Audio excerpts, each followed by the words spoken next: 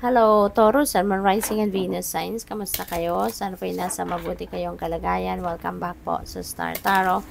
Kung bago kayo dito, welcome din kayo. Thank you for your support. I truly appreciate it. God bless you all, Taurus. Una mensahe po ninyo, cheer up. Okay? Live in the moment. Okay? Live in the moment. Cheer up. Okay, so maging masaya ka, no? Embrace what is happening right before your eyes. Okay, live in the moment. Kasi kunyari, even the simple things no, na nangyayari or nag-unfold sa buhay ninyo sa ngayon, napakahalaga na i-enjoy mo yan, i-embrace mo yan, i-experience mo yan. Kasi, kalawa, hindi na yan mangyayari exactly, no?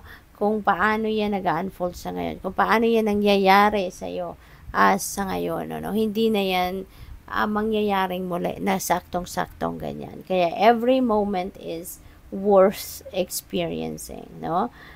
Kaya yun, dapat ganoon, no? Yun ang sinasabi ng mensaheng ito. What else? We have celebration, let go and have fun. Okay, Taurus? Have fun. Enjoy. Kung meron siguro, merong mga sitwasyon kayo dito na isa-celebrate ninyo, merong mga sitwasyon kayo dito na baka may mga accomplishments or achievements kayo na dapat ninyong i-celebrate sa ngayon. So, have fun. Diba? I-enjoy ninyo yan. Success ninyo yan. Pinagpaguran ninyo. So, deserve ninyo yan. No?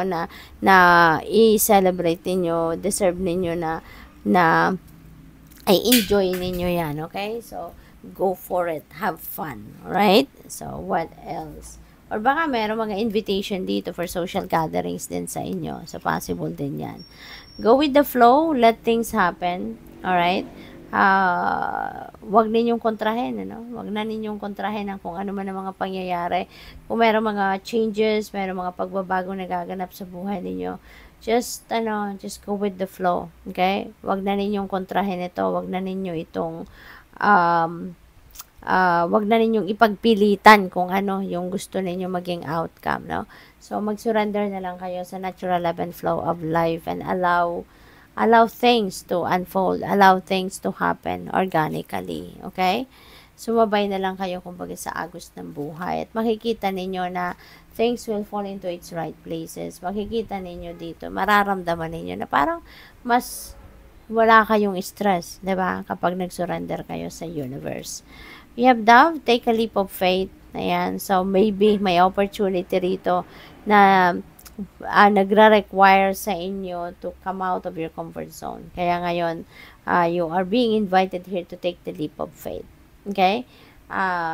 Tapangan na ninyo ang inyong loob kasi maaari din na yung mga opportunities na to na kumakatok sa inyo ngayon ay maaring ma-figure out din ninyo na this is ang tawag dito, life-changing opportunity or maaring this is once in a lifetime na opportunity. Kaya maari din na maglalakas na din na kayo ng loob na i-take advantage ito, gawin ito, subukan ito, no?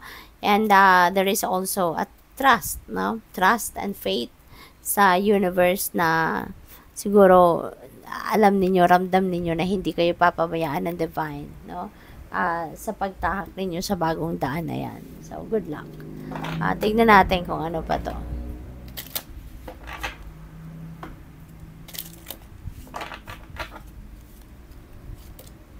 We have passion. Ayan. So, maybe kung ano man itong opportunity na to, maybe you are going to be very passionate about it. Kaya kahit siguro, hindi nyo ba yan nasusubukan before, kahit this is totally new for you, this is an uncharted territory for you, maglalakas ng loob na kayo, no, na gawin ito or to embrace ito because maybe this is where your passion is, no? So, good luck sa'yo. What else? We have opportunity. Ayan, ito na nga, may mga oportunidad talaga na dadating, kaya might as well take advantage of that opportunity, diba? Kasi minsan lang dumating ang oportunidad. Kapag na-miss niyo yan, kapag hindi niyo pinansin yan, you're going to wait for another cycle para bumalik yan sa'yo, diba? So, habang nandiyan, habang kumakatok ang oportunidad, take advantage of that, no? Take advantage of that. Huwag na ninyong i-ignorein, huwag na kayong mamaya na, bukas na, sa makalawa na, diba? before it slips away from you. Now, take advantage of that. Tignan nyo na. Diba? I-consider nyo na. What else? We have forgiveness. Ayan. So, maganda to. Maganda.